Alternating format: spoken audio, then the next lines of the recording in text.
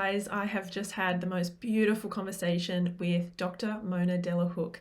She is over in the US in Los Angeles, and her work is actually reaching everyone in the globe right now, parents and educators alike. And we spoke about her book, Beyond Behaviours, and what it means to look beyond the tip of the iceberg, right? The emotions and the behaviors that we see from our kids, really understanding what's going on underneath from a neuroscience perspective, from a nervous system perspective.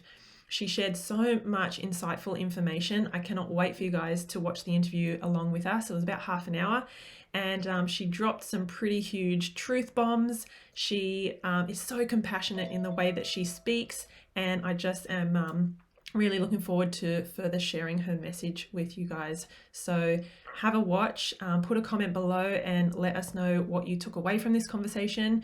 She is kind, compassionate, insightful, and just really shares so much about how we can really better support our kids when they are going through challenging moments. So please watch ahead and have a great rest of your day. Hooray, we are live. Oh, wonderful. We made it. We did it despite the rain, the drought, everything that's going on.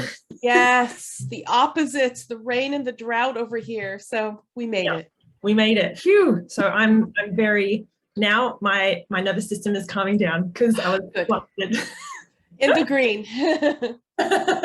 In the green. I have a few questions that I'm going to not going to fire at you, no, but I want to just thank you first for coming on, because the reason I have people coming into the Let's Raise Emotionally Intelligent Kids group is because they have voices that need to be heard and messages that need to be shared.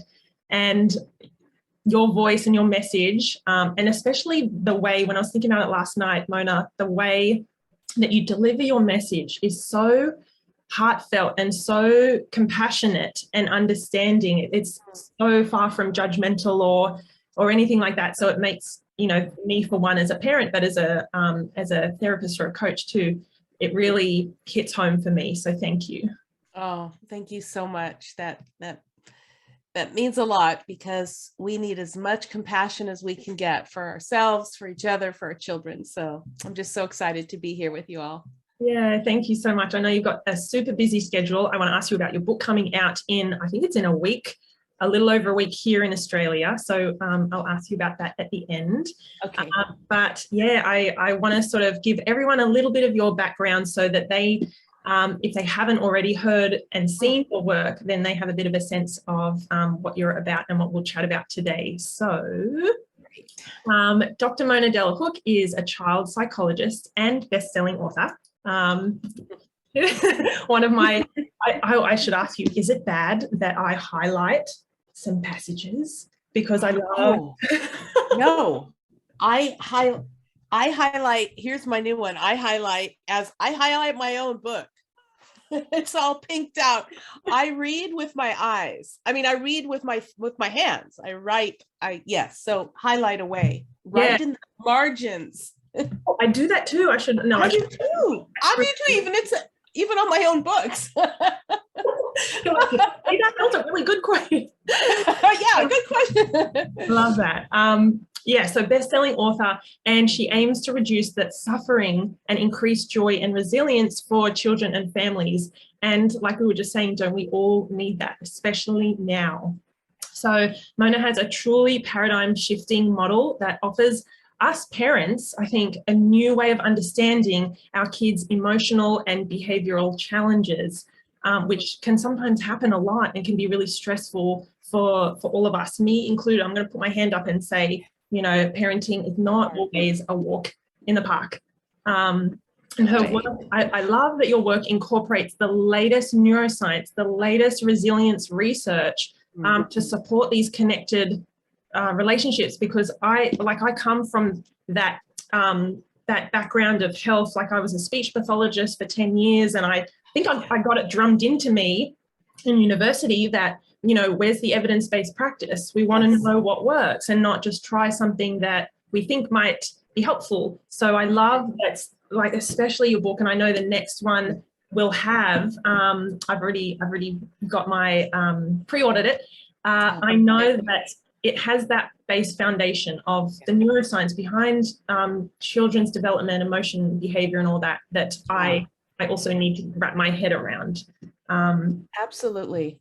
Yeah. So and I think it's important to have the science behind it. And there's different types of science. There's evidence, which is studies, and then there's evidence informed, which is you're actually translating studies into clinical use, like as a therapist or as a parent. So thank you for that. I think it's important. Ideas are important, but I also think that, you know, it is a good thing to have a foundation for understanding why we are recommending a certain way to be with children. So thank you for acknowledging that. Yes. Yeah. I know you've written, and I think you even spoke about being a translational therapist, like that concept of translating what the research and the data says into stuff that we can use with our kids, or for educators with students. I think that is, we've got to bridge that gap. You know what I mean? We've got to bridge that gap. Right. So yes, I'm a translational psychologist. So I don't do lab research. I don't do research. I'm not a researcher. I'm a clinical therapist, meaning I'm with people, but we have to translate the science, because people who do the research aren't clinicians, and they aren't on the ground, so to speak. They aren't in living rooms and, you know, in our offices. So yeah, it's so exciting. And the scientists are so willing to share.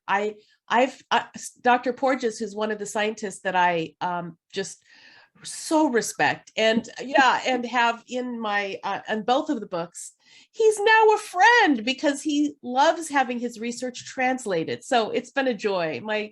I just feel so blessed to be doing this work. So excited. It's such an awesome opportunity to be able to have that, I guess, the platform as well, to share what you know and what you know works. And also on the flip side, I guess, and we'll kind of address it, what doesn't work and what is unhelpful. And I actually want to share a little bit about when we finally worked our schedules and booked the interview. The first two people I texted were my two occupational therapy friends. Oh yes. And we squealed over WhatsApp for like half an hour. And I've like, now the last, couple of years, I thought I should have been an occupational therapist, not a speech therapist or a psychologist. I love this stuff. So thank you for making it consumable for us. So thank you. With that said, what I want to, I guess, start off with is that, as I said, you have such compassion and respect for explaining, especially in beyond behaviors, what really to look for, and as the title says, to look beyond behaviors on the surface level and look deeper at what you call underneath the iceberg. I love that analogy, and I find parents really respond to it and really get it. So can you share a bit about that? Sure, absolutely.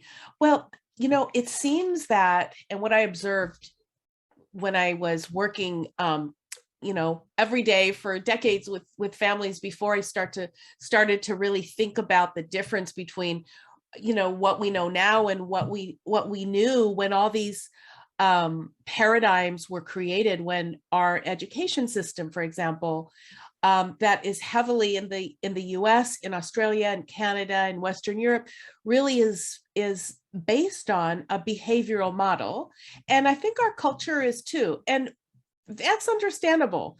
We think that behaviors are the whole thing. So this idea that behaviors are only the tip of the iceberg, they are indicators of something much, much deeper. What's going on inside of a person's physiology, their brain and their body, not just their thinking, is one of the lens shifts that is very useful, because behaviors, when we just, as you and I were trained, right? When we're trained in this idea that if you manipulate a behavior or reinforce or consequence of behavior, that you're actually going to be helping the child with the root cause. It's not true. behaviors are valuable information about what children need from their relationships, from the environment. And also it gives us information about what's happening invisibly that we can't see. So that's why this focus, the lens shift, number one, is that we shift from thinking about behaviors as our target of our interventions to thinking of behaviors as a signal and interpreting what that signal means for each child, because for each child, it's going to be different. Yeah, definitely. It's got to be personalized and attuned to the child. And I love that you've used the word like titrating your response, you know, adjusting. I often talk about, you know, even though yesterday or last week or half an hour ago, your child was able to do the thing, whatever it was, you know, get their shoes on or get in the bath or whatever. It doesn't mean in this moment, with all the other extra stuff happening and what's under their iceberg, doesn't mean that they're going to be able to pull it off. Do you know what I mean? Just now. That's right, Stephanie. And this is not information that is really necessarily even logical. We tend to think, well, my child did this yesterday, or my child was able to do this morning, so I know they can do it. They must be choosing not to do it now. And I felt, and again, I felt that way as a mom before I, understood behaviors on a deeper level. It's logical. I get that. But it's true. You're right. Our ability as humans, but our children's abilities to perform and do what we ask them to do and go through transitions and do their little occupations, that floats. So their abilities actually floats throughout the day. And one of the concepts that I'm so excited about that I talk about in the new book that links to this is something called a body budget. And there's another scientist, Lisa Feldman Barrett, who talks about this physiological process called allostasis. Basically, that is how our body maintains stability. And it's super scientific, but she likens it to a budget, like a financial budget in a bank. It's tracks deposits and withdrawals. And our bodies are like that too. Our brain is constantly running a budget. And when our children can't do what we ask them to do, or when they have a really hard time and just, explode or refuse to do something, it's likely because their balance in their body budget is just depleted. And they need deposits from us rather than withdrawals, which is asking them to do something new, or, they may not have the energy, the money in the bank, the gas in the tank to do it. And that's a very interesting way, again, of looking at behaviors as having a lot of meaning rather than the child trying to get out of something or get their own way, which is, again, how many of us were raised and what our culture often believes to be true. Yeah, 100%. I think so many of us, so many parents I speak to, we were raised that way, because our parents, that was what they felt was doing the best thing. They wanted, it comes from a good place, right? We want to raise our kids to be kind and respectful and share and do their work and their homework and stuff. So it comes from a good place, but it's, it's, I guess, not informed with the stuff that we now know the last 10, 20, maybe 30 years of neuroscience and information and stuff about the brain, that now I think, now we have this information, it's up to us, it's our responsibility to, like you talk about, changing practices and systems, like big stuff that is way beyond me. Yeah, it's pretty phenomenal. Like if we think about this whole idea that as one of my colleagues, Ross Green, says, that children do well when they can, and when they can't, there's really a reason beyond just being stubborn or not being responsible. But you are so true. We have to give ourselves so much leeway and compassion because we want to raise responsible kids.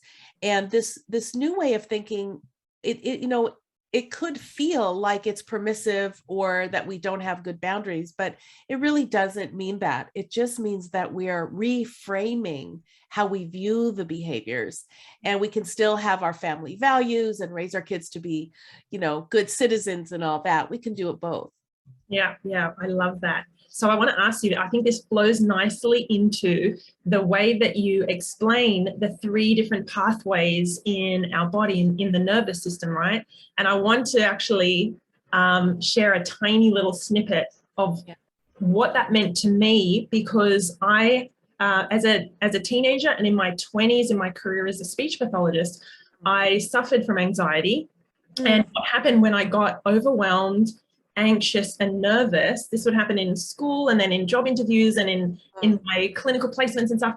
I didn't just get the sweaty palms and the heart racing. What happened very quickly to me is I would faint and my body just took me out cold. That was obviously, now I know, me on the what you call the blue path that shut down, because in my brain or my body, I couldn't cope with it. It was too much. I was too nervous. I was going to see a patient, or I was going to have to do something. So that was a huge eye opener for me to go, oh my goodness, me, but also there are kids out there who are not necessarily exploding and melting down, but they are in this shutdown. That's blue pathway. Anyway, so can you explain a little bit for everyone those concepts of the 3 pathways and what that means? Yeah, that's just so that's touching that, you know, your autonomic nervous system was protecting you. Fine. But you know, yes, but how scary is that? Because you went beyond, you know, sounds like you went beyond the that fight or flight, which is where we are very active and our heart might be beating fast. This is what I call the red pathway. You know, when we are activated, when we're not quite feeling safe inside, but we're trying to hang in there, the body likes to move. So the heart might move, our voice might shift.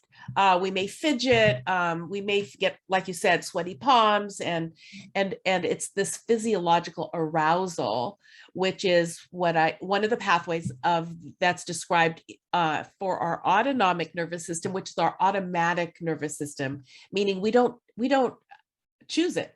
We don't will our heart to beat or how fast it's going to beat, right? We don't have all that oxygen coursing through our blood. We don't cause it. It happens protectively. So when our children go from what I call the green pathway, which is the one of the social engagement system of the autonomics, which is our called the ventral vagal, but just the green pathway is a good way to think about it, is when our physiology is calm, when our nervous system is detecting safety.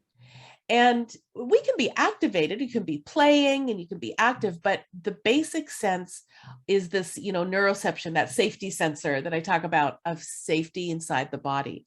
And again, it's subconscious. It's like children aren't deciding, we aren't deciding. It's a body thing that reflects our behaviors. So when you see a child who is cooperating and playing with their friends and problem solving and doing those wonderful things, that all that good stuff really happens in that green pathway. But protectively, when our body detects that something is not right, even if the environment is safe. So I think it's very important for parents to understand, it doesn't mean you're doing something wrong. This is a, you know, children can have these behavioral tantrums and behavioral meltdowns when it's not related to you. It could be from their sensory environment, something they hear or smell, or their thoughts, a thought might run through their head, or it could be something deep inside, like a tummy ache or GI issues, or a toothache. So the body really responds beautifully in a way that creates the need to move. So if you see your child all of a sudden fidgeting in a certain way, their face might be having certain expressions, their eyes might be darting around the room, they may be closing their eyes, or big open eyes with fear, all those things are activations. So that's the red. So we have the green is the social engagement, the red pathway, which is our fight or flight. And then what you alluded to is the blue, the dorsal vagal pathway of our autonomic nervous system, really has to do with conserving energy. So here's where the heart rate might lower and where children kind of may disconnect. So they're not expending energy. They may not look at us. They may look down or look through you. And they may be very quiet in their bodies. They don't want to play. They don't want to engage. And at the very extreme of that could be complete shutdown. So fainting, which is always a good medical condition to seek and to seek help for, to make sure that's where it's coming from, to when you are actually disconnect at the extreme, that is a dorsal vagal response where the body actually goes to shutdown. Yeah, and that's it's exactly what I think happened to me. I had so many tests and things. I was fit, I was healthy, I played sport, I ate healthy, and I recognize now with learning about emotional intelligence and just having that awareness of my emotions and what it meant and how they felt in my body, and then learning about anxiety, because now I do work with kids and teens with anxiety, and then your work, it's just pieces it all together.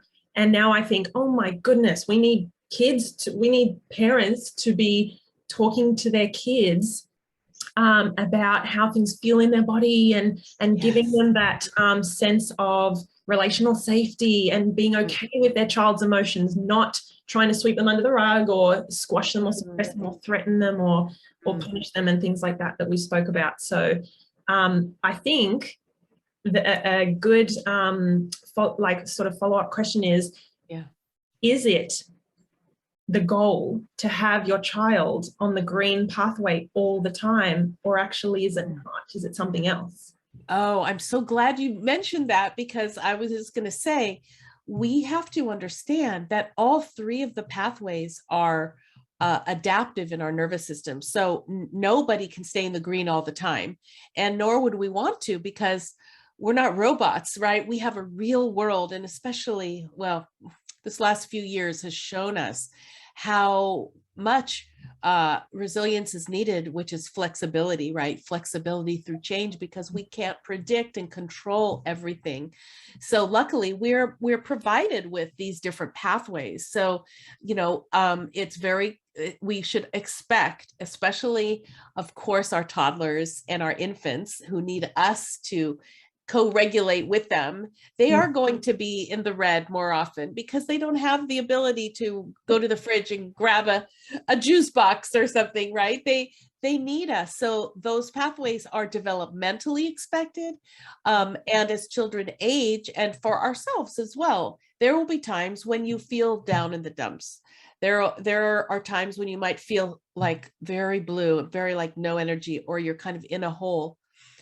But we want to develop a compassionate awareness of our body states. That's so important for our children and for ourselves.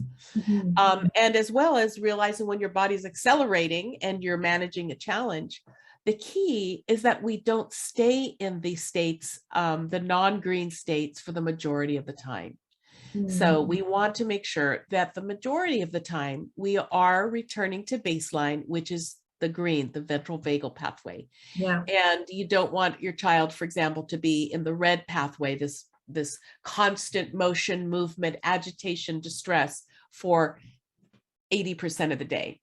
Or blue or disconnected for more than several days or weeks at a time. We really want to look at patterns.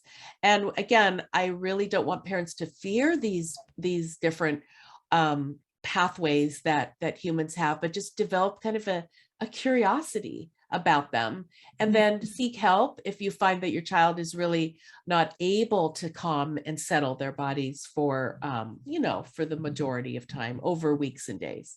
Yeah, I love that. And I love that you also speak about how it is not coddling It is co-regulating, when you are supporting your child to move back to the green pathway by doing certain things that are attuned to your child, like they're personalized, I don't want to say strategies, but things you can do that brings your child back to the green. So if they are on that red pathway, a fight or flight, and they're upset, or they're digging their heels in, or they're melting down, it isn't coddling to go to them and support them and bring their nervous system back down and co-regulate, so that we can help them know what it feels like to move through the pathways. Does that make sense?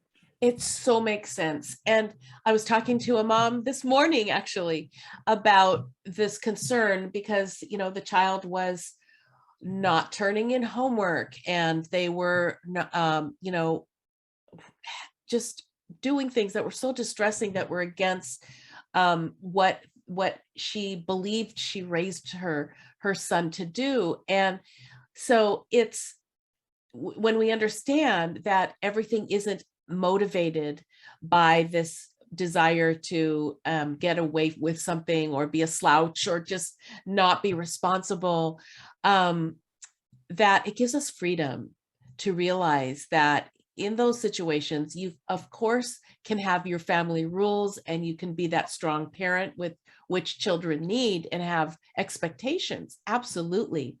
But when we can do that and attune emotionally at the same time.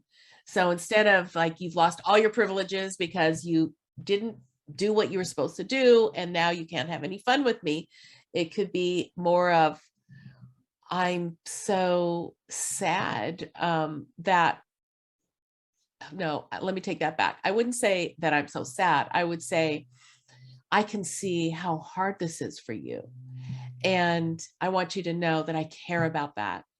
And let's work together to see how you might be able to feel better, to feel more connected to me, and to be able to do these tasks. Let's talk, let's engage, let's hang out, instead of having that be, I'll only be kind and hanging out with you if you get everything done that you're supposed to do. It's kind of an idea that our connection leads the way, rather than our discipline or our behavior charts or whatever leading the way. It's our connection. Yeah, I saw a little post that you did this morning about rewards, behavior charts, and things like that. And I encourage everyone who's watching along to go and look at Mona's Facebook page and Instagram, because I love sharing those posts. But the last thing I'll say is that I love how we're starting to recognize that some of those well-intentioned, maybe the consequences, or sometimes the threats, that if you don't get up and do this, then you won't have iPad or whatever, those things that we try to use in order to get our child to cooperate, are actually pushing our child further onto the red pathway. It's literally the opposite of what we want to do, which is build connection and cooperation.